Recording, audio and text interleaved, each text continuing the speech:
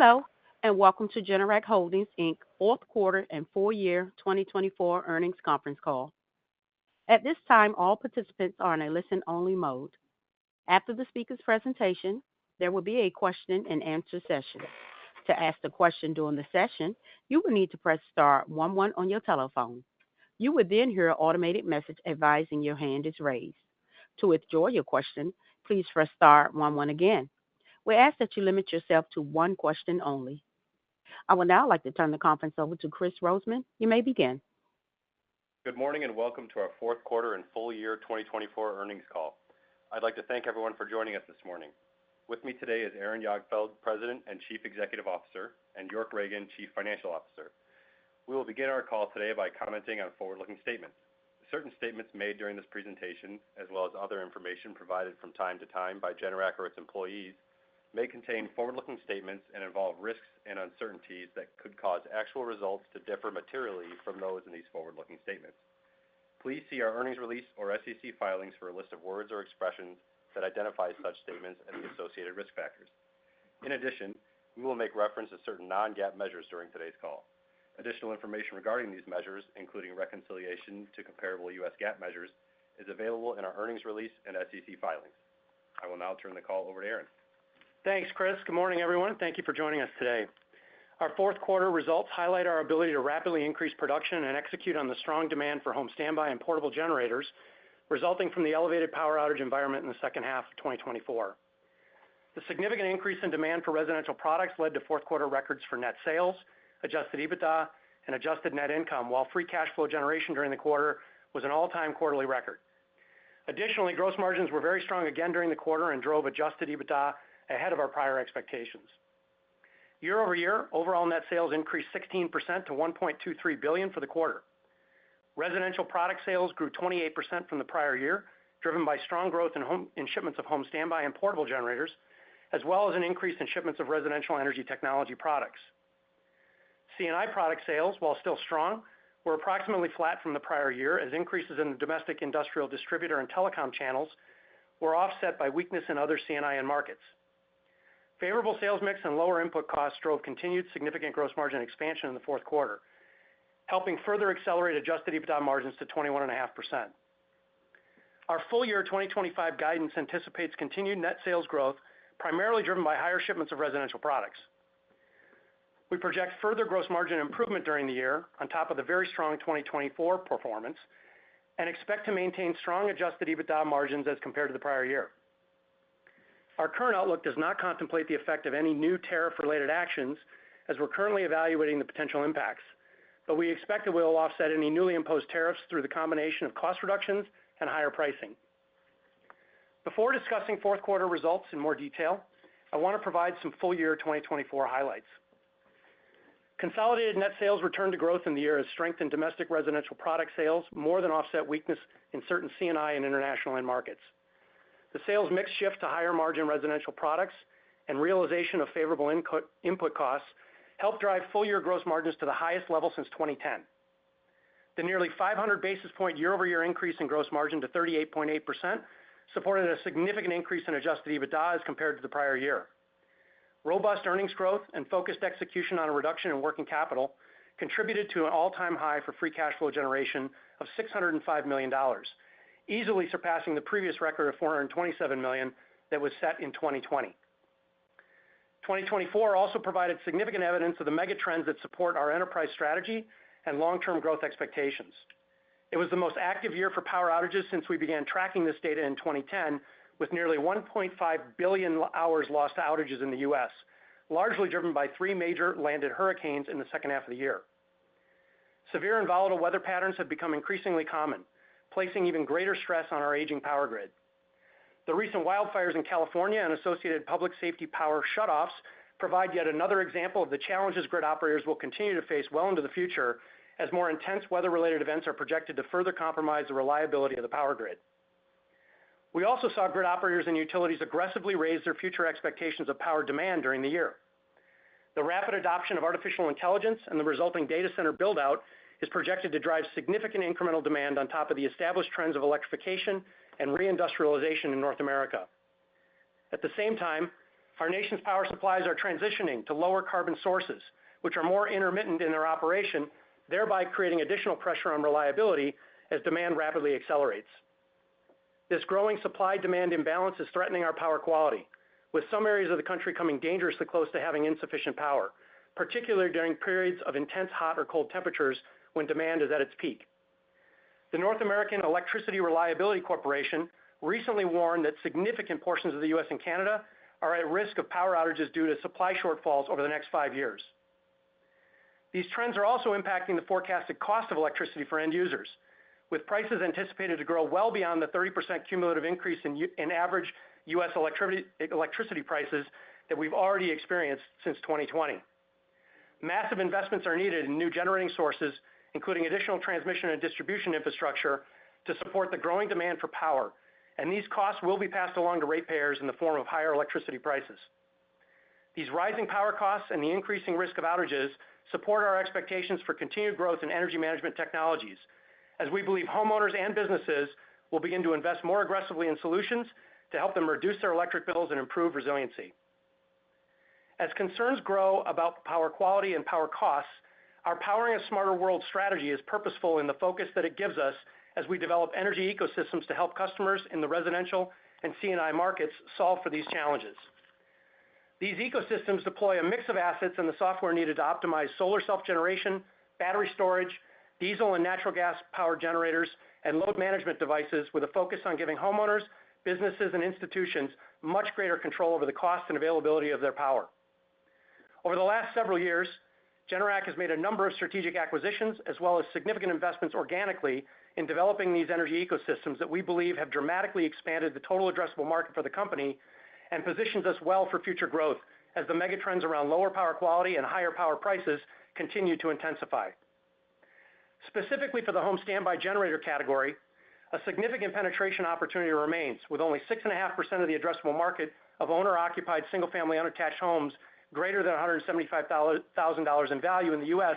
having a home standby generator installed at the end of the year. Furthermore, every 1% of incremental penetration is worth approximately $4 billion in retail market value. And with a market share above 70%, we believe Generac is incredibly well positioned to continue to lead this important product category. Now, discussing our results in more detail, fourth quarter home standby shipments increased at a mid-20% rate from the prior year, following the elevated outage activity in the second half of the year. Home consultations during the quarter increased at a dramatic rate and reached record levels for a fourth quarter. Building on the category awareness created by the major outage events in 2024, we remain focused on increasing and optimizing our marketing investments to grow and diversify our sales funnel while delivering high-quality leads to our dealer network. As expected, close rates continued to moderate during the fourth quarter, given the record-setting levels of home consultations we experienced in the second half of 2024. Historically, the compression of close rates occurs temporarily as our dealer network absorbs the rapid increase in demand in select markets that suffered from significant outage activity. We anticipate close rates will recover throughout 2025, resulting from ongoing investments in lead optimization, dealer development and expansion, consumer engagement, and further penetration of financing offerings for homeowners. Our residential dealer network continued to grow in the fourth quarter and ended the year at an all-time high of approximately 9,200 dealers, an increase of 500 from the prior year and 100 dealers ahead of the prior quarter. The significant growth in dealer count during 2024 not only increases overall category awareness, but also provides support for a new and higher baseline level of demand for the home standby category going forward by adding more sales, installation, and service capacity. We also continue to see strong momentum in our aligned contractor program, which targets electrical contractors that purchase our products through wholesale distribution. We believe this highly aligned network of dealers and contractors is an important competitive advantage for Generac, and we continue to invest heavily to provide these partners with the best tools and capabilities to drive additional sales, installation, and service bandwidth. Activations, or installations of home standby generators, were nearly flat in the fourth quarter as compared to the prior year. Strength in the South and West was offset by other regions that saw less significant power outage activity in the quarter. Additionally, the later timing of Hurricanes Helene and Milton and longer dealer project lead times in the impacted regions have led to stronger growth in activations thus far in the first quarter of 2025, with January marking a record high for the first month of the year. We continue to focus on innovation and leadership in the home standby generator category, and we recently introduced our newest lineup of home standby generators at our annual customer conference in Nashville last month. The next generation product is our most comprehensive platform update in more than a decade and represents the most advanced home standby generator on the market, providing homeowners with unparalleled peace of mind. With this new product line, we introduced the industry's largest air-cooled generator producing 28 kilowatts of output, providing homeowners that have higher power needs from electrical vehicle charging, heat pumps, and other large electric loads the lowest total cost solution for backup power. Our next generation product line further secures our position in this very important market segment with the broadest, most powerful, most cost-effective home standby generators in the industry.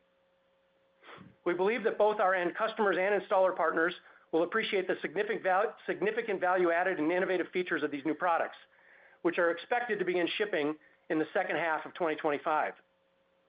With this next generation platform, we are introducing automotive technologies like fuel injection and spark ignition to the market, allowing for better fuel efficiency and lower emissions. We've also developed a new advanced controller with integrated cellular, Wi-Fi, and Bluetooth connectivity protocols as standard features, providing significant upgrades to connection quality, together with advanced remote diagnostics supporting the lowest total cost of ownership on the market. These numerous benefits for our partners in the field are expected to improve efficiency and quality control in the installation and service processes, including a simplified and automated commissioning process, streamlined wiring designs, and an enclosure designed with technicians in mind. In addition to our continued track record of innovation in the home standby generator market, we have also made significant investments over the last several years in our manufacturing capacity for these products. The addition of the Trenton, South Carolina facility, as well as increased automation around engine and alternator production, has dramatically increased our ability to meet the growing demand for these products, particularly during periods when demand surges.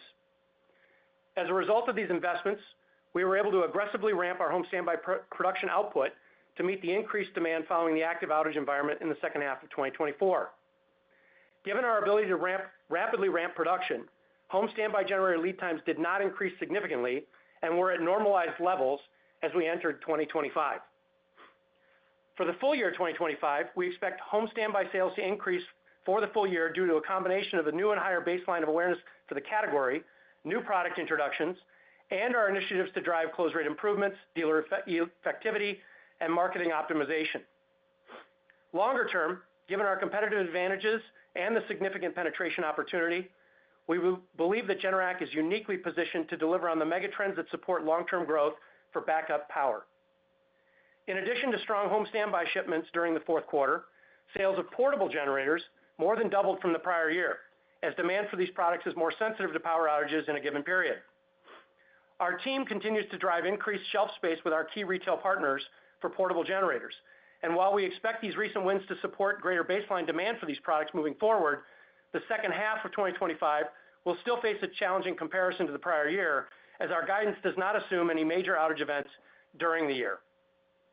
As expected, sales of our residential energy technology products during the fourth quarter increased at a significant year-over-year rate, with growth coming from ecobee and energy storage systems in the period. The ecobee team delivered exceptional results during the fourth quarter, achieving record sales and positive profitability. In October, we introduced the Smart Thermostat Lite, specifically targeting the professional contractor channel, and later, the Smart Thermostat Essential, two key additions to our lineup of energy monitoring and management devices that allow us to tap into the rapidly growing value segment of the smart thermostat market. We expect these new products to further support recent market share gains and continue to drive ecobee's installed base of connected homes, which has grown to an impressive 4.25 million households as of the end of 2024. Our fourth quarter shipments of PowerCell energy storage systems benefited from the initial ramp of the Department of Energy program in Puerto Rico, increasing at a very significant rate from the prior year. While the policy backdrop for the clean energy market is uncertain, we view the long-term fundamentals as intact, given the megatrends of lower power quality and rising power prices, which we believe will only further incentivize homeowners to generate, store, and manage electricity on site. Importantly, our recent new product announcements with PowerCell 2, PowerCell 2 Max, and our next generation home standby generators are evidence of significant progress towards building out our residential energy ecosystem. PowerCell's market-leading single cabinet storage capacity, together with our industry-leading home standby generator line, gives Generac the unique capability to offer a bottomless battery at a lower cost relative to a storage-only system that attempts to achieve a similar level of resilience by using multiple high-cost battery cabinets. This resilience, coupled with ecobee's intelligent energy management capabilities and intuitive user interface, results in a differentiated solution that can make home energy more resilient, efficient, and cost-effective. For the full year 2025, we anticipate strong double-digit sales growth for our residential energy technology solutions, resulting in net sales of approximately $300 to $400 million for the year. This growth is expected to be driven by accelerated deployments of our PowerCell energy storage systems in Puerto Rico, the new PowerCell 2 product launch expected late in the first half of 2025, as well as continued strength in ecobee sales. Additionally, we anticipate ecobee will achieve a major milestone in our journey to build a differentiated residential energy ecosystem by delivering positive profitability for the full year. I would now like to provide some commentary on our commercial and industrial products. Global C&I product sales increased slightly on a year-over-year basis, as growth domestically was driven by strong execution in our manufacturing facilities, which was somewhat offset by softer international end market conditions. Domestic C&I product sales increased modestly during the fourth quarter, as strong growth in shipments to our industrial distributor and telecom customers was partially offset by expected weakness in the rental and beyond standby end markets. Shipments to our North American industrial distributor channel grew again at a robust rate in the fourth quarter, as we continued to reduce lead times and invest in strengthening our distribution capabilities. Given our increased manufacturing throughput and extended end customer project lead times, growth in shipments outpaced the increase in orders from this channel during the year. As a result, we entered 2025 with a lower backlog as compared to the prior year, presenting a headwind to growth for the industrial distributor channel. Sales to our national telecom customers also increased at a strong rate on both a year-over-year and sequential basis during the fourth quarter. We expect to deliver strong year-over-year growth throughout 2025, as we believe this signals the start of the next growth cycle in this end market, given the long-term secular trend of increasing global tower and network hub counts that require backup power. As expected, shipments to our national and independent rental equipment customers in the fourth quarter continued to decline from the prior year, as these accounts pulled back on capital spending in our categories during the year. Given our current visibility, these trends are expected to continue throughout 2025, although moderating relative to 2024. However, we continue to believe that this end market has further runway for growth as the cycle recovers, given the critical need for future infrastructure-related projects that leverage our products sold into the rental equipment channel. End market activity for our C&I generators used in beyond standby applications also remained softer during the fourth quarter, as elevated interest rates continued to slow project activity in this segment of the market. However, we continue to see strong pipeline activity for our C&I battery energy storage systems, or BESS, and other solutions used in multi-asset microgrids. We believe we are well-positioned to lead the C&I microgrid market, given our strength in natural gas generators, distribution, and investments in technologies and expertise.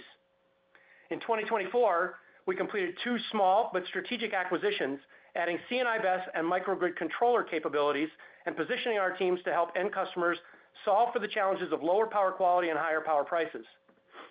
Importantly, as our C&I energy ecosystem matures, we believe that our efforts to produce turnkey solutions for multi-asset microgrid projects will help to reduce the cost and complexity challenges that have hindered adoption to this point. In addition to our latest development efforts around C&I BESS products and microgrids, at our annual customer conference, we recently introduced a larger diesel generator product lineup with single genset power output up to 3.25 megawatts certified for the U.S. market. These products are specifically designed for large load, mission-critical backup power applications, including data centers. We believe that the megatrend of accelerating adoption of artificial intelligence and the associated build-out of data centers presents a significant long-term opportunity for Generac, both directly through these new products and indirectly via increased power demand, leading to overall grid instability issues. Initial quoting of these larger diesel generators is expected to begin in the second quarter, with the first shipments anticipated to occur later in the year, resulting in a minimal contribution to 2025 sales from this new initiative. Internationally, core total sales, which excludes the negative impact of foreign currency, increased modestly during the fourth quarter from the prior year, as strength in Latin America was offset by continued softness in Europe. Importantly, however, international order activity regained momentum and outpaced shipments during the quarter. Adjusted EBITDA margins for the segment expanded during the quarter due to favorable sales mix and lower input costs. For full year 2025, we expect mixed end market and regional performance to continue in our international segment. Our C&I BESS, microgrid, and data center initiatives for domestic markets also extend to international markets as part of our focused international growth strategy. We continue to focus on bringing new solutions to the market to improve our positioning in established markets, while also driving on expanded presence and increased penetration in certain new regions that align with the megatrends supporting our enterprise strategy. In closing this morning, our record fourth quarter results reflect our significant leadership in the residential backup power market and unmatched ability to respond to the elevated demand created by power outage activity in the second half of the year. Our recent new product announcements underscore the commitment to innovation and engineering capabilities that have been at our core since we began pioneering backup power markets more than 65 years ago, and we will continue to invest in the capabilities and solutions that we believe are necessary for the future. As previously discussed, the megatrends that support our future growth expectations have never been more evident, and we remain confident in our Powering a Smarter World enterprise strategy. I'll now turn the call over to York to provide further details on our fourth quarter and full year 2024 results, as well as our outlook for 2025. York? Thanks, Aaron. Looking at fourth quarter 2024 results in more detail, total net sales during the quarter increased 16% to a fourth quarter record $1.23 billion as compared to $1.06 billion in the prior year fourth quarter. The net effect of acquisitions and foreign currency had a slight favorable impact on revenue growth during the quarter. Briefly looking at consolidated net sales for the fourth quarter by product class, residential product sales increased 28% to a fourth quarter record $743 million as compared to $580 million in the prior year. As discussed, growth in residential product sales was driven by a strong increase in shipments of home standby and portable generators on the back of an active power outage season. In addition, growth in shipments of both PowerCell energy storage systems and ecobee products also contributed to this strong year-over-year growth. Commercial and industrial product sales for the fourth quarter of 2024 were approximately flat from the prior year, but still strong at $363 million. The combination of contributions from acquisitions and the impact of foreign currency had a slight favorable impact on sales growth during the quarter. This core sales performance was a result of strong growth in shipments of domestic industrial distributor and telecom customers, being offset by a decrease in sales to national rental equipment accounts and other direct customers for beyond standby applications, as well as a modest decline in international C&I product sales. Net sales for other products and services increased approximately 6% to $128 million, as compared to $120 million in the fourth quarter of 2023. Core sales growth of 4% was primarily due to growth in aftermarket service parts, connectivity subscription sales, ecobee services, and other international services revenue. Gross profit margin was 40.6% compared to 36.5% in the prior year fourth quarter, as a result of favorable sales mix, the realization of lower input costs, and production efficiencies. Operating expenses increased $66 million, or 28%, as compared to the fourth quarter of 2023. This increase was primarily driven by increased employee costs to support future growth across the business, additional marketing spend to drive incremental awareness for our products, and increased incentive compensation and variable expenses on the higher shipment volumes and profitability compared to the prior year. Adjusted EBITDA before deducting for non-controlling interest, as defined in our earnings release, was a fourth quarter record $265 million, or 21.5% of net sales in the current year quarter, as compared to $213 million, or 20% of net sales in the prior year. For the full year 2024, adjusted EBITDA before deducting for non-controlling interest was $789 million, or 18.4% of net sales, as compared to $638 million, or 15.9% of sales in the prior year. I will now briefly discuss financial results for our two reporting segments. Domestic segment total sales, including inter-segment sales, increased 20% to $1.07 billion in the quarter, as compared to $891 million in the prior year, including approximately 1% sales growth contribution from acquisitions. Adjusted EBITDA for the segment was an all-time record $243 million, representing 22.7% of total sales, as compared to $192 million in the prior year, or 21.6%. For the full year 2024, domestic segment total sales increased 9% over the prior year to $3.64 billion, and adjusted EBITDA margins for the segment were 19.1% compared to 15.8% in the prior year. International segment total sales, including intersegment sales, decreased 1% to $187 million in the quarter, as compared to $190 million in the prior year quarter, including an approximate 2% sales growth headwind from foreign currency, resulting in an approximately 1% core total sales growth. Adjusted EBITDA for the segment before deducting for non-controlling interest was $22.5 million, or 12% of total sales, as compared to $20.4 million, or 10.7% in the prior year. For the full year 2024, international segment total sales decreased 13% compared to the prior year to $725 million. Adjusted EBITDA margins for the segment before deducting for non-controlling interests were 13.2% of total sales during 2024, as compared to 13.7% in the prior year. Now switching back to our financial performance for the fourth quarter of 2024 on a consolidated basis. As disclosed in our earnings release, GAAP net income for the company in the quarter was $117 million, as compared to $97 million for the fourth quarter of 2023. The current year net income includes a change in fair value adjustment of approximately $35 million related to our investment in Wallbox warrants and equity securities. GAAP income taxes during the current year fourth quarter were $27.3 million, or an effective tax rate of 18.9%, as compared to $30 million, or an effective tax rate of 23.7% for the prior year. The decrease in effective tax rate was primarily driven by the positive impact from earnings mix with higher earnings in lower tax jurisdictions, as well as certain unfavorable discrete tax items in the prior year, which did not repeat in the current year. Diluted net income per share for the company on a GAAP basis was $2.15 in the fourth quarter of 2024, compared to $1.50 in the prior year. The strong year-over-year increase in GAAP earnings per share relative to growth in net income was primarily driven by a favorable $11.6 million redemption value adjustment that was reflected in the current year period EPS calculation, as well as a lower share count as compared to the prior year.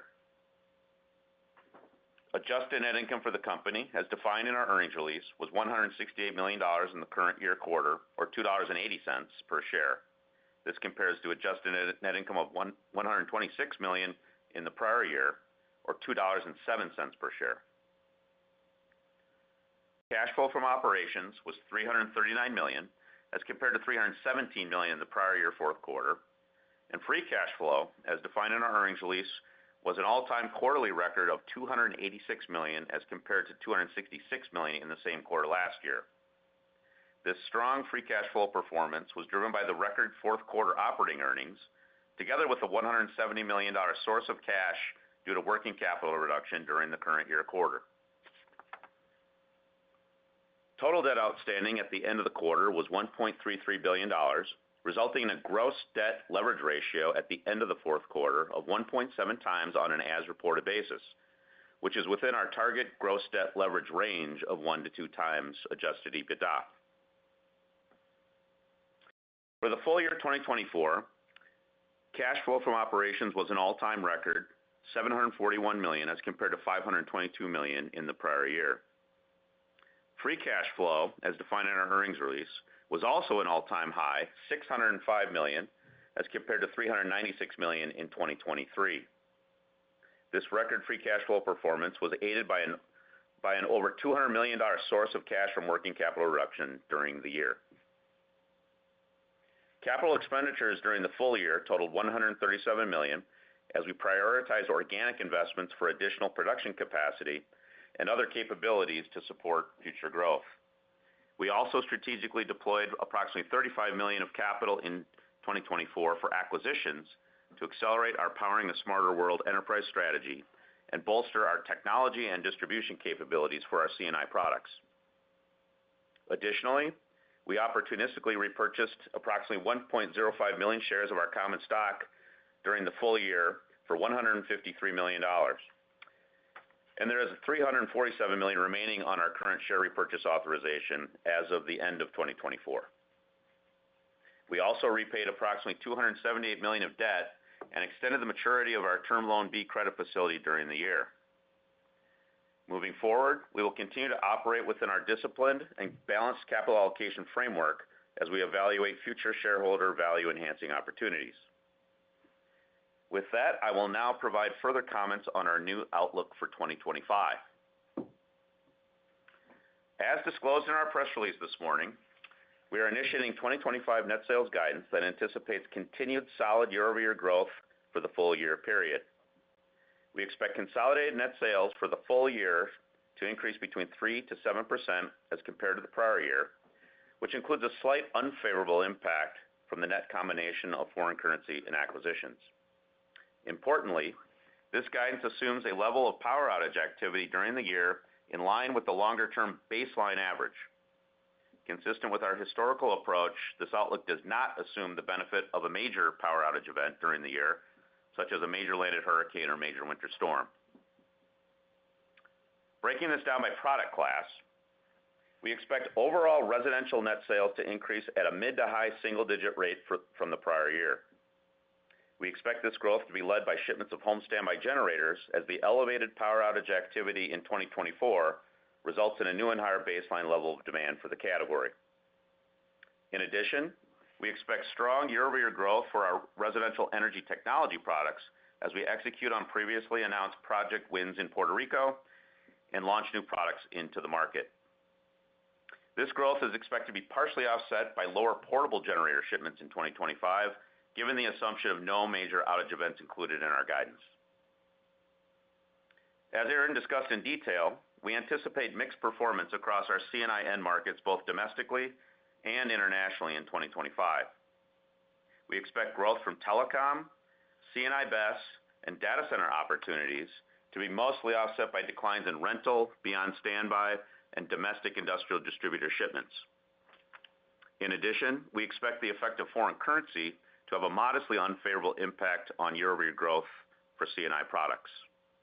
Considering these factors, overall global C&I product sales are expected to be approximately flat on a year-over-year basis during the year.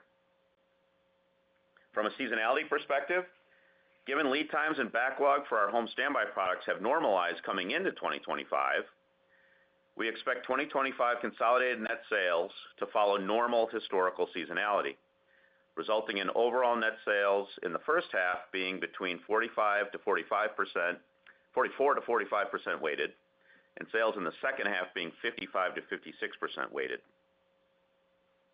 Specifically for the first quarter, we expect overall net sales to increase at a low single-digit rate from the prior year, with strong growth for residential product sales partially offset by a high single-digit decline in C&I product sales.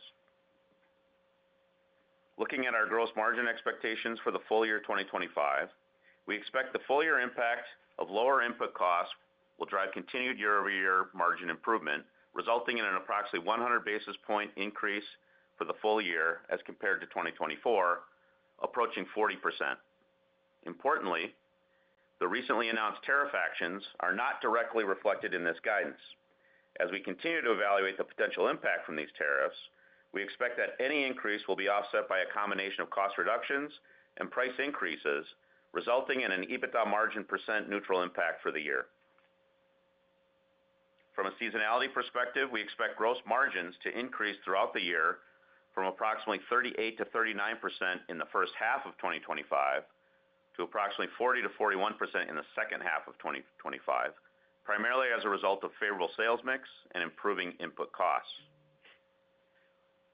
Looking at our adjusted EBITDA margin expectations for the full year 2025, adjusted EBITDA margins before deducting for non-controlling interests are expected to be approximately 18 to 19% for the full year 2025, compared to 18.4% in 2024, as the full year impact of rising operating expenses will offset the aforementioned gross margin improvement. We expect adjusted EBITDA margins to follow normal seasonality and improve significantly as we move throughout the year. Specifically, regarding the first quarter, adjusted EBITDA margins are expected to be approximately flat compared to the prior year at approximately 14%, and then improve sequentially throughout the year, reaching approximately 21% in the fourth quarter.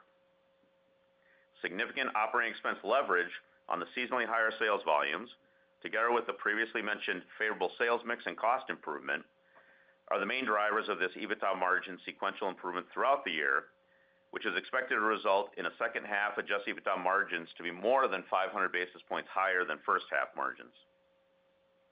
As is our normal practice, we are also providing additional guidance details to assist with modeling adjusted earnings per share and free cash flow for the full year 2025. Importantly, to arrive at appropriate estimates for adjusted net income and adjusted earnings per share, add-back items should be reflected net of tax using our expected effective tax rate. For 2025, our GAAP effective tax rate is expected to be between 24 to 24.5%, as compared to the 22.6% full-year GAAP rate for 2024. We expect interest expense to be approximately $74 to $78 million for the full year 2025, assuming no additional term loan principal prepayments during the year. This is a significant decline from 2024 levels due to a decrease in outstanding borrowings coming into 2025 and the full-year impact of lower SOFR interest rates. Our capital expenditures are projected to be approximately 3% of our forecasted net sales for the year, in line with historical levels as we continue to invest in incremental capacity and execute other projects to support future growth expectations. Depreciation expense is forecast to be approximately $83 to $87 million in 2025, given our assumed CapEx guidance. GAAP intangible amortization expense in 2025 is expected to be approximately $92 to $96 million during the year. Stock compensation expense is expected to be between $53 to $57 million for the year. In line with normal seasonality, operating and free cash flow generation is expected to be disproportionately weighted toward the second half of the year in 2025, as we expect to replenish home standby and portable finished good inventory levels during the first half of 2025. As a result, for the full year, we expect free cash flow conversion from adjusted net income to be between 80 to 90%. Our full-year weighted average diluted share count is expected to increase modestly to approximately 60.5 million shares, as compared to 60.3 million shares in 2024. And finally, this 2025 outlook does not reflect potential additional acquisitions or share repurchases that could drive incremental shareholder value during the year. This concludes our prepared remarks. At this time, we'd like to open up the call for questions. Thank you. Ladies and gentlemen, as a reminder, to ask the question, please press star 11 on your telephone, then wait for your name to be announced. To withdraw your question, please press star 11 again. Please limit yourself to one question only. Please stand by while we compile the Q&A roster.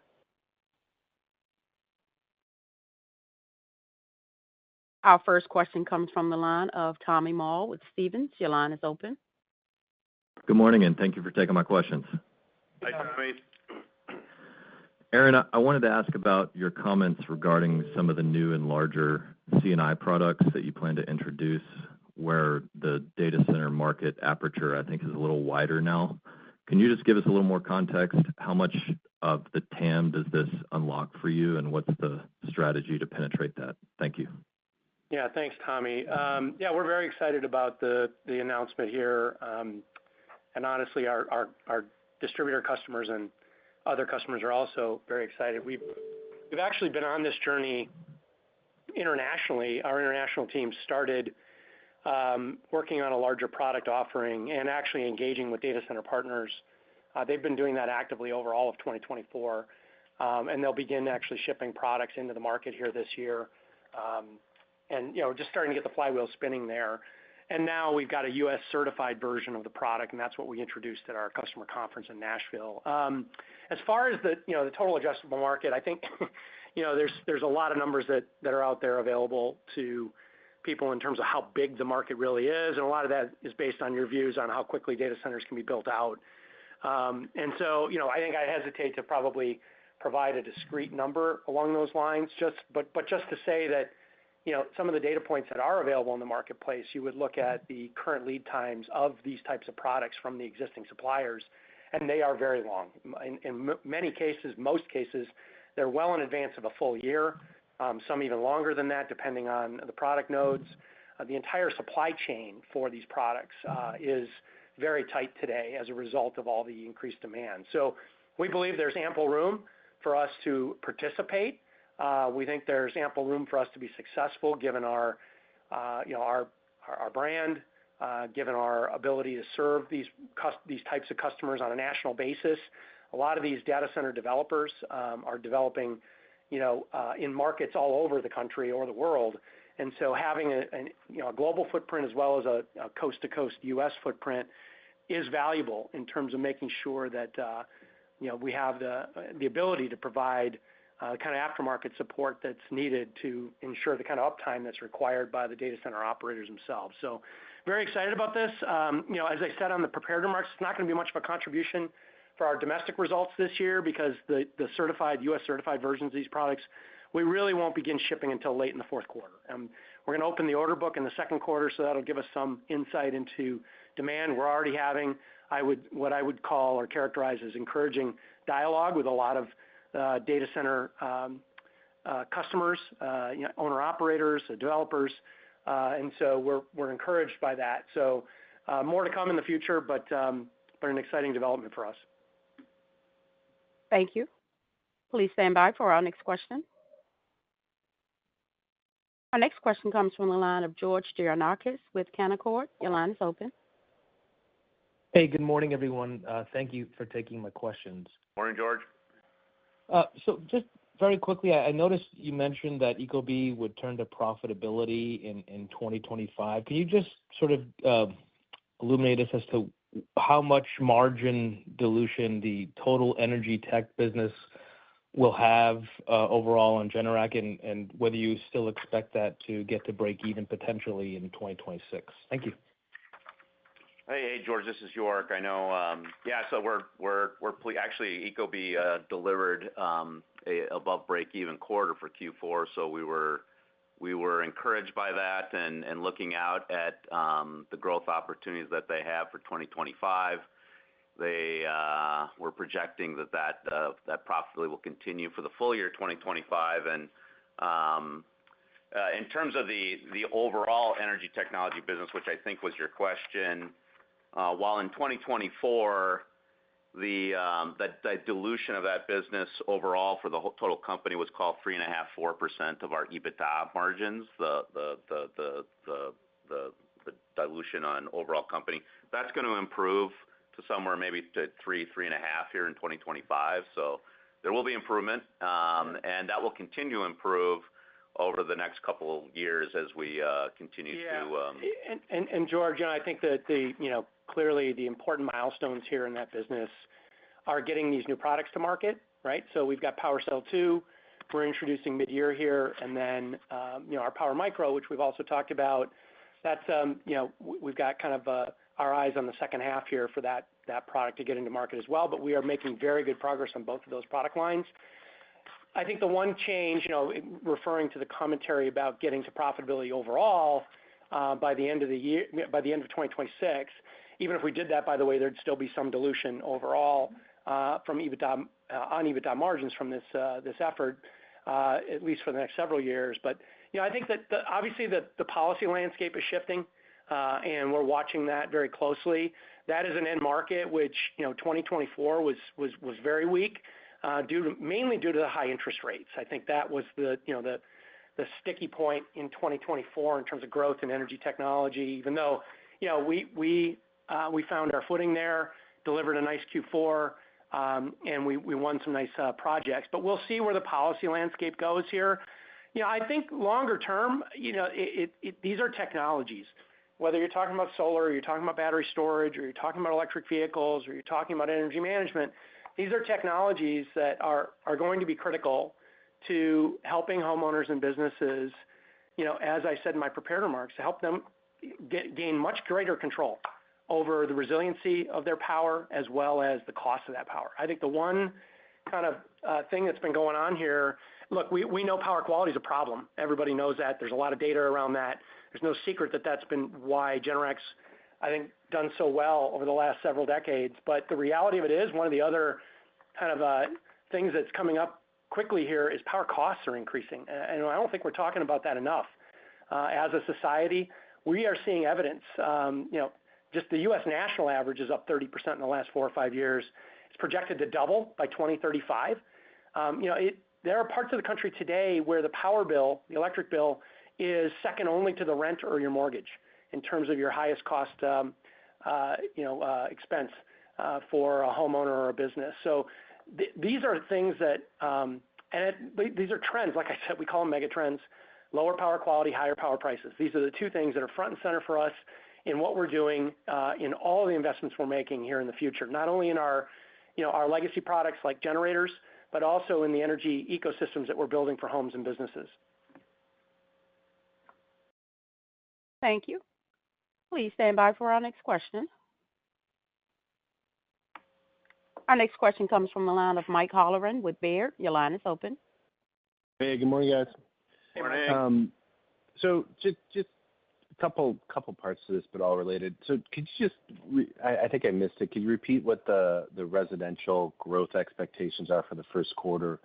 But more broadly, maybe talk about how you're looking at the performance in this outage environment with the new facility in the Southeast, how that managed your lead times, and then how you're looking at the back part of last year, front part of this year, just from a cadencing versus history, and just kind of put all that in context to help understand how the guide rolled through this year, and how instructive this maybe is for future outages, because obviously the lead time variances versus history were much better.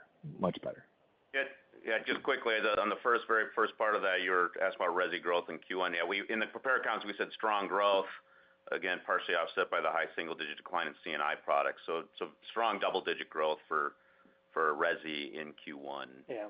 And then, Mike, I think, the balance of your question, kind of the pacing or the way the business is, I'll say trading, that part of the business, back half of last year into this year.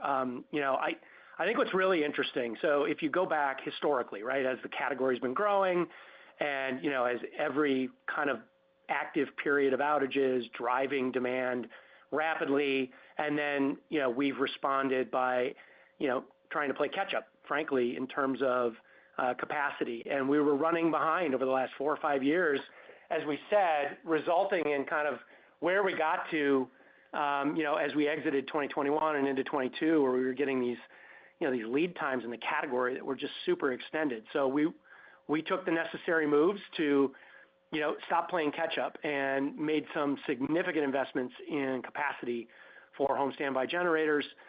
We brought the Trenton plant online mid-year 2022. We added a lot of automation, and we probably haven't talked as much about the automation we've added as much as we've talked about the Trenton facility. But in our existing facilities in Whitewater and additional automation even in Trenton, over the last couple of years, that has significantly changed our overall theoretical capacity for the category. And what that's allowed us to do is much more rapidly respond to the surges in demand that, as an example, the back half of last year, what we saw to have that kind of, environment, we would have typically, had this been, kind of pre those investments, you would have seen us enter 2025 with probably a large backlog, as a result of two things. One, our inability to produce enough product to satisfy demand in the back half of the year. And two, what that creates, I think there's a really important kind of emotional element I just want to talk about a second here. When there is scarcity in a market, and we all saw this during COVID, but we've seen it in our business, notably over the years, every time there's a major event, you get a scarcity mentality amongst our distribution partners. And when lead times start to extend, they start to place more orders to guarantee supply further out. The further out the lead times go, the further out they place orders, the more orders they place. And you get this emotional buying that comes from that scarcity. We did two important things. We added all this capacity, and then we also changed a number of our order policies. We think that the effect of doing those two things basically took the emotion out of that ordering and certainly kept lead times from getting long, and it kept dealers from placing orders for products that they hadn't sold yet. And I think that was the significant change here and should be the significant change going forward, right? I think that when we think about it, we think that this is a healthier way to run the business. We think also, I think it's important to note, Mike, that when you put this in context, it's a much bigger business. If you just look at home standby, the base business of what's going on there every single day in the absence of outages, major outages, is pretty remarkable. And that continues to grow.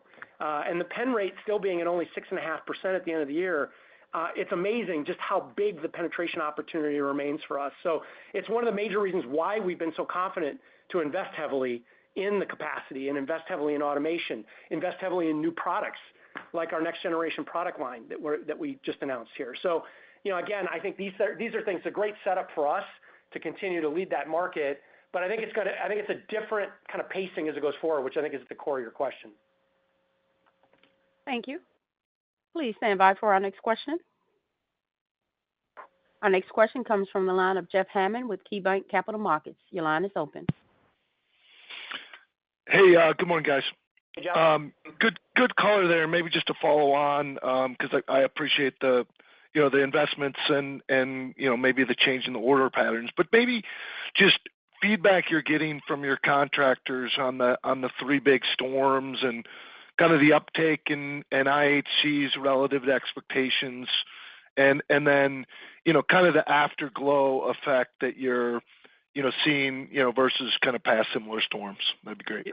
Yeah, thanks, Jeff. So I do think notable with these storms is they were fairly concentrated regionally, right? So and you could argue, I mean, Beryl was Texas, and that happened in July, and while a powerful event, it was fairly localized to the Texas market, which is a good market for us. And when you look at really Houston, and when you look at Texas, in fact, now that state's pen rate is actually closing in on the national average, which is really interesting.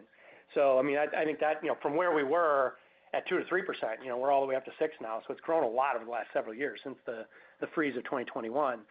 But then you think about, Helene and Milton. Obviously, Helene was more widespread, right? That was the biggest event that we had seen in a long time, impacting largely Florida and then the Carolinas.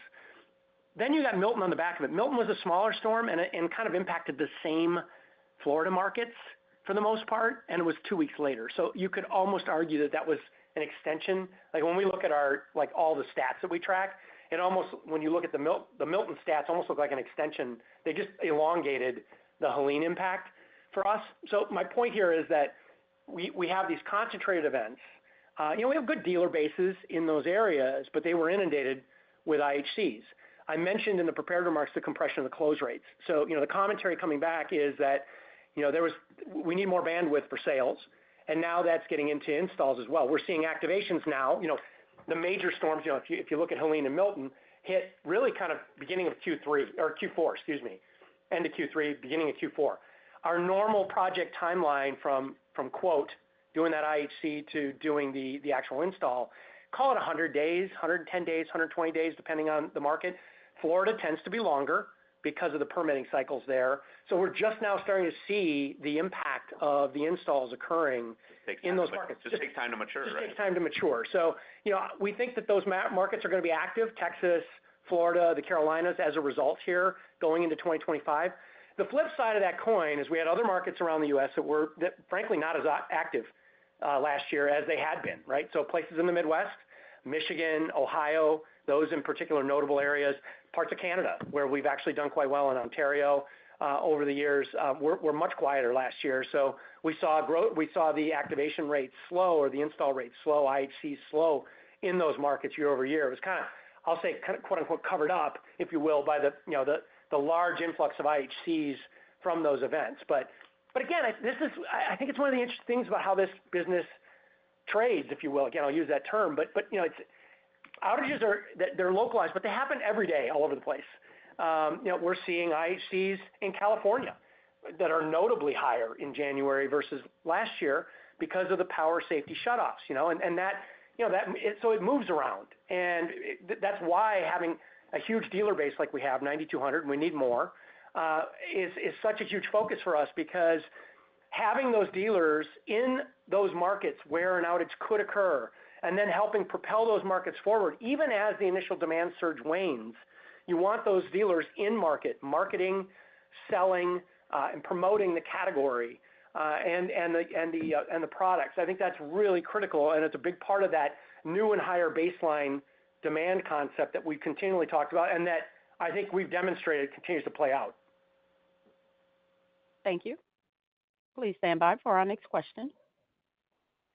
Our next question comes from the line of Brian Drab with William Blair. Your line is open. Hi, thanks for taking my question. I guess there's a lot of focus on home standby, so maybe, morning. Maybe ask you to talk a little bit more about C&I. I know you said telecom's getting better. I was wondering if you could add a little more color. What's driving that improvement? We're hearing that from some other companies. And what can get this rental market going again for you guys? And we're expecting in some areas like highway activity, construction, oil and gas, with some of the new policies and new administration, maybe some pickup there. Is there any hope that maybe that gets going in the back half of the year? Yeah, thanks, Brian. Appreciate the shift over the C&I business, which we never end up talking enough about, and it's a really great business for us. It's a great kind of steady counterweight to some of the volatility we sometimes see in the res business. But yeah, the telecom market, as we said, kind of bottomed Q2, Q3, and we were seeing green shoots in our discussions with customers, and that actually played out in better sell-through and sell-in and sell-through in Q4. Again, I think probably just to answer your question directly about what's at the root of that, in our markets, we can point to very easily, the high-profile outage events. Every single carrier had challenges with network uptime as a result of those events, and that always tends to, I would say, help them reevaluate just kind of where the level of investment is going to be needed going forward to harden the network. And so today, we think tower counts continue to grow, hub counts continue to grow. That market's probably about 50% penetrated with backup power. So there's a huge market there. It's more than 400,000 overall site opportunities for us, and we see that as we're the leader there by far in terms of our customer base and our installed footprint. So we're encouraged by that. We think that the investment cycle is going to be positive for that business, as we go forward here into 2025. The flip side of that coin, rental. You mentioned it. What can we do to get that going again? It's our product categories: light towers, mobile generators, mobile heaters, in particularly maybe somewhat disproportionately impacted by CapEx spending for these customers of ours because they had gone through.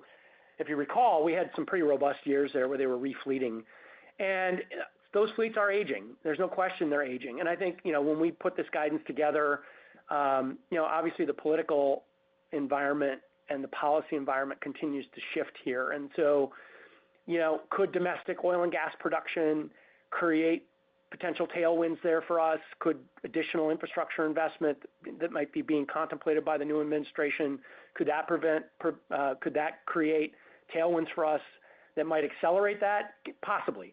The way we've built our guidance is we're not contemplating that. We're basically contemplating that market's going to be down again, although not nearly at the rate it was down last year. It's moderating the decline, but we still think that in particular, Q1, there's a little bit more to come off. That's part of what the C&I, down that York talked about in Q1 in particular is just kind of comping last year's rental. That was when things really kind of started to come off. But, we've seen this movie before. It's a very cyclical market, and we don't believe we've lost any share, and we believe the need is still there, and the fleet is aging. So it's just a question of when the trigger gets pulled from a capital spending standpoint on refleeting.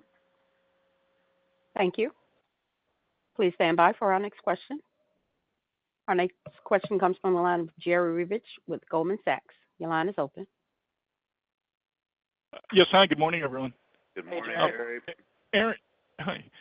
Aaron, can we just expand on the cadence of the standby business over the course of 25 and, just how much visibility do you have on the ramp over the year based on the planned installations?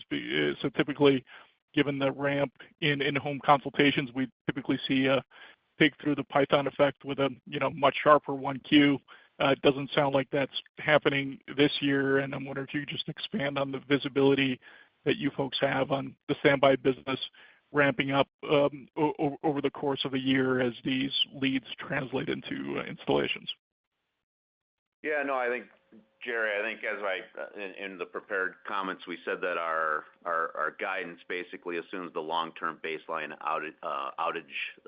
We basically look at long-term baseline outages. We take all major events out of the mix, and we look at what outage activity is on a baseline basis over the last 5 years, and we use that as our basis for putting together our guidance. And we also look at the seasonality of those outages as well. It tends to have more outage activity in the second half of the year. So, and then you couple that with the comments we made that coming into 2025, we're at normal lead times.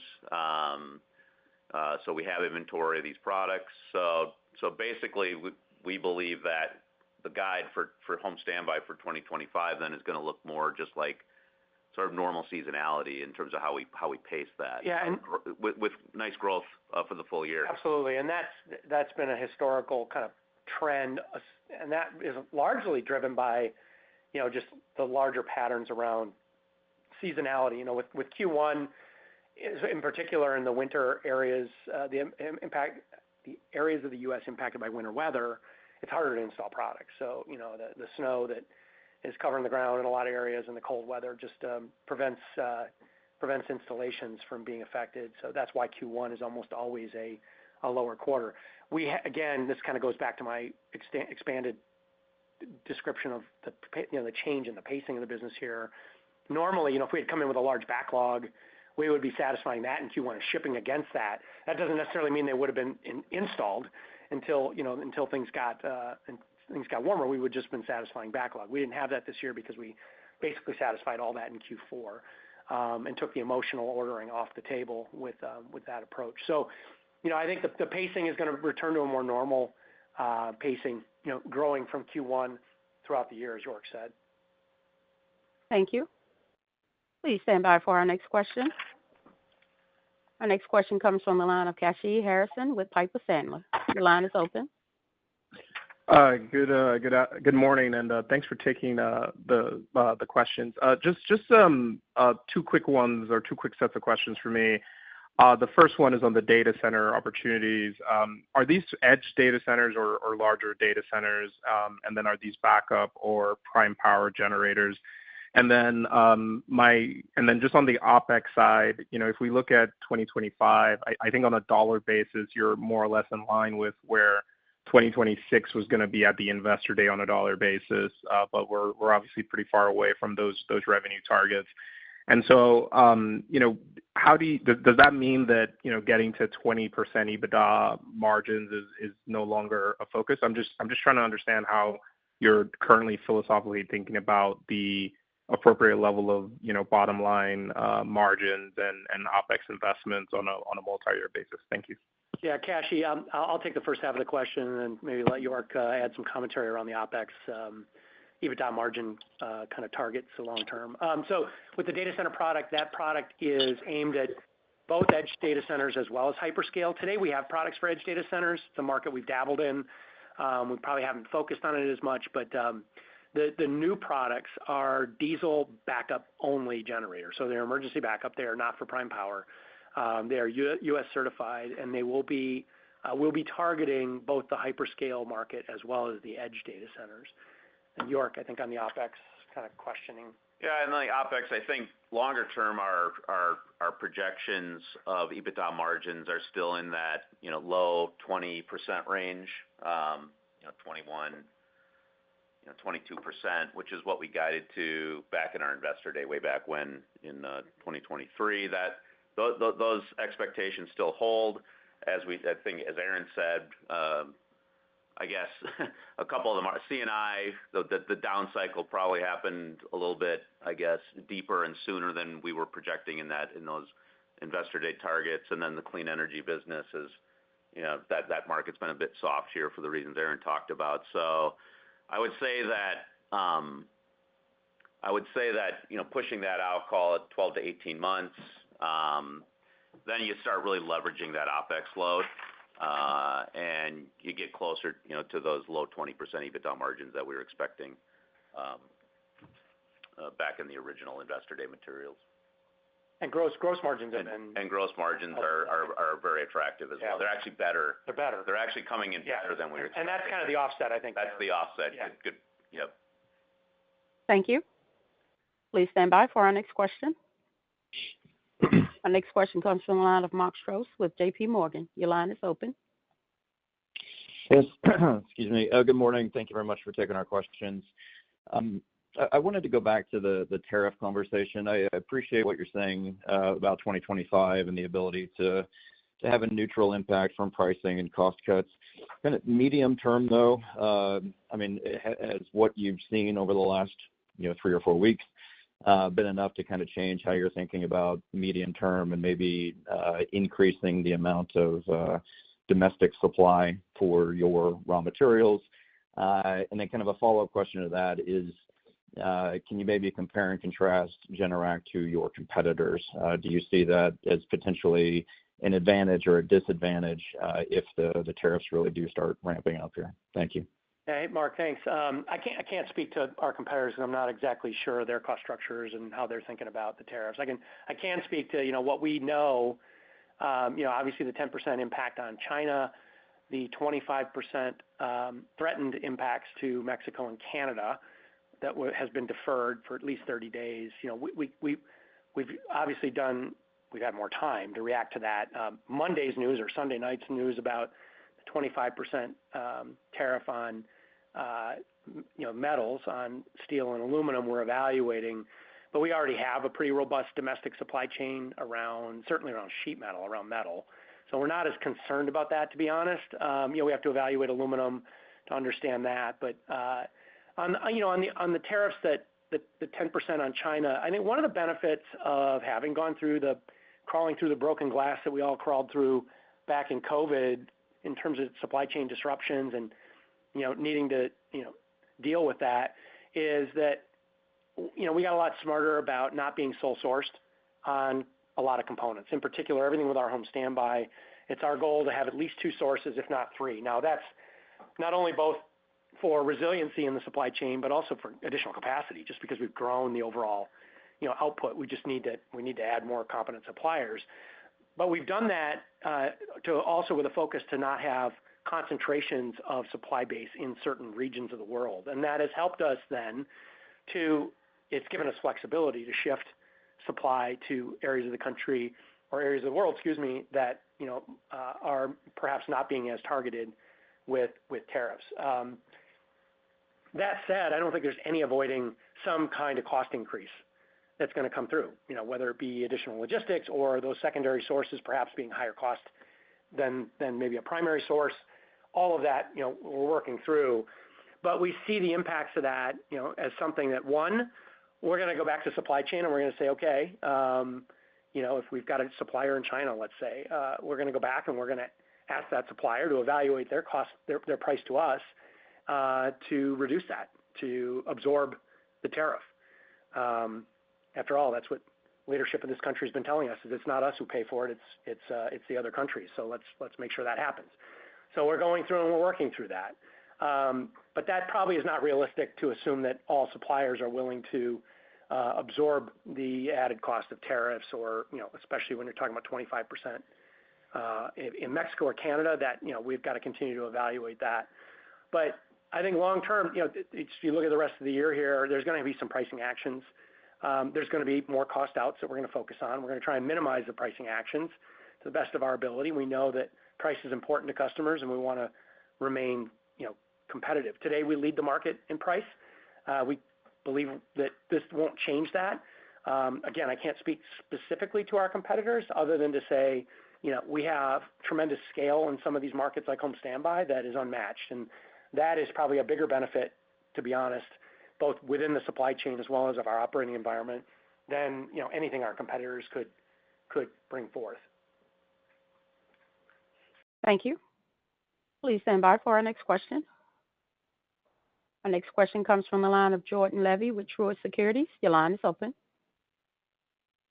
Morning, all, and thanks Good for all morning. the details. I just wanted to touch on the next-gen home standby rollout later this year. Can you just talk about how we should think about pricing and cost structure there on that line relative to the current fleet, and what's sort of baked into your guidance on that front as you roll it out in the back half of the year?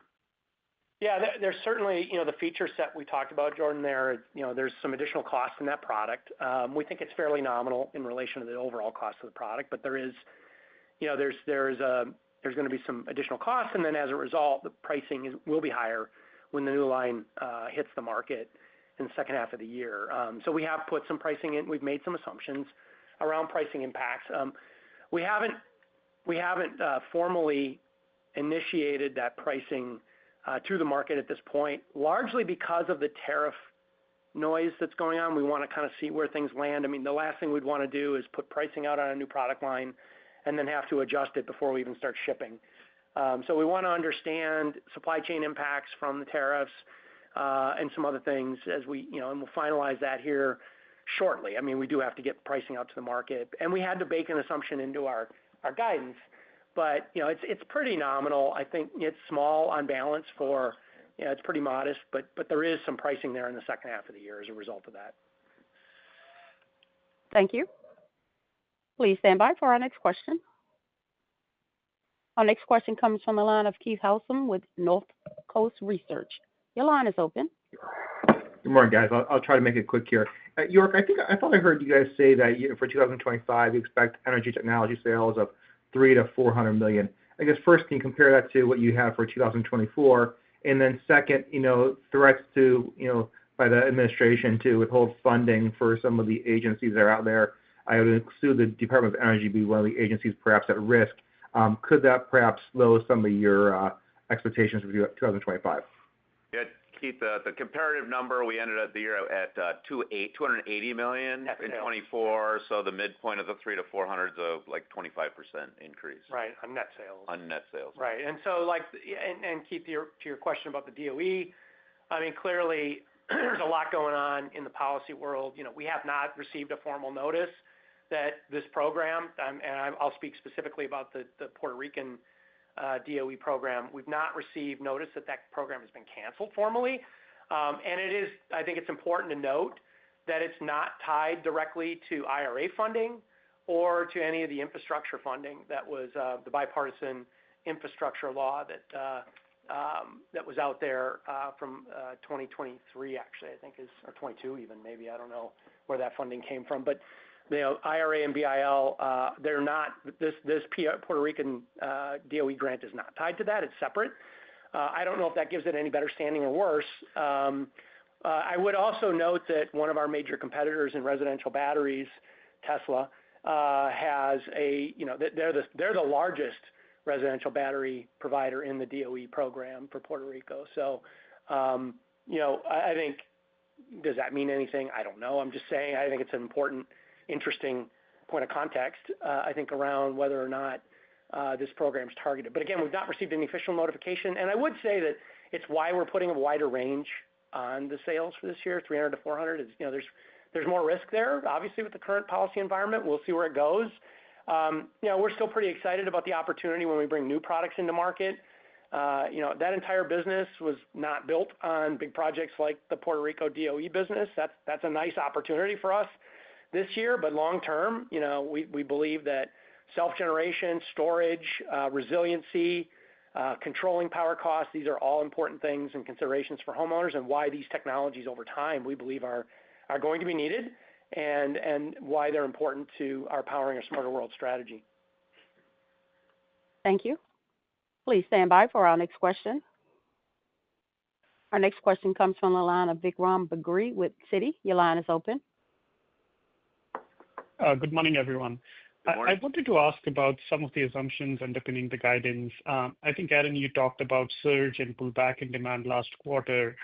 I was wondering how much is the anticipated pullback baked into the guidance after the strong surge you witnessed last year? And on a relative note, York, you talked about probably looking at pricing on new products and maybe more due to tariffs. I mean, you rightly said it's a price-sensitive market. So how do you reconcile increasing pricing versus the strategy to push close rates higher? And what would be the strategy to test the market for pricing? Would you run pilots? How do you understand how much to raise the pricing by? Would you slowly raise pricing and see what the impact on close rates will be? Thank you. Yeah, I think I can talk a little bit. I think your question, Vikram, on the surge. We're not anticipating a pullback per se here in 2025. I mean, there's normalization of a new and higher baseline is the assumption. So, and again, I would say there's not a pullback because we satisfied the surge in demand in Q4. That was the surge, right? So that was the peak. And then I guess if you want to say there's a pullback, it's the new and higher baseline assumption for 2025. I think maybe the one notable point with that's not necessarily a home standby point to make, but a portable generator point to make, which is, we sold a lot of portable generators in Q4. Our guidance does not assume major events. So therefore, we have a tough comp in Q4 that won't repeat. So that has the effect of kind of dampening residential growth rates for the full year. That's in the guidance. And that is in the guidance. So just to be clear on that, I just wanted to level set. And then I think your question on close rates, again, we've seen close rates compress, as I said in my prepared remarks, historically when we get these large surges in demand for consultations or quotations for the products. Projects, they tend to take a little longer to close, and they don't close at quite the rate because the markets are inundated with those. So it just takes time for those quotes to mature. And so we think that the close rates will start to rebound here in 2025. Your commentary around testing and pricing, I mean, we are doing a lot of things behind the scenes, under the covers, to see what we can do to find an inflection point in close rates, either to get close rates to improve faster or just to have them improve overall. One of the things that we think is a needle mover in close rates is consumer financing. We've seen continued uptake in consumer financing as a percentage of all deals. We think that there's more room to do more there. And we are working with our partner, Synchrony, on different programs. We're looking at other options that are there on how we can be more creative and more aggressive with consumer financing, because we have seen a high correlation between projects that have consumer financing as a component and better close rates. So we think that that's something that is going to be a continued area of focus for us in 25. Thank you. Ladies and gentlemen, I'm showing no further questions in the queue. I would now like to turn the call back over to Chris for closing remarks. We want to thank everyone for joining us this morning. We look forward to discussing our first quarter 2025 earnings results with you in late April. Thank you again, and goodbye. Ladies and gentlemen, that concludes today's conference call. Thank you for your participation. You may now disconnect.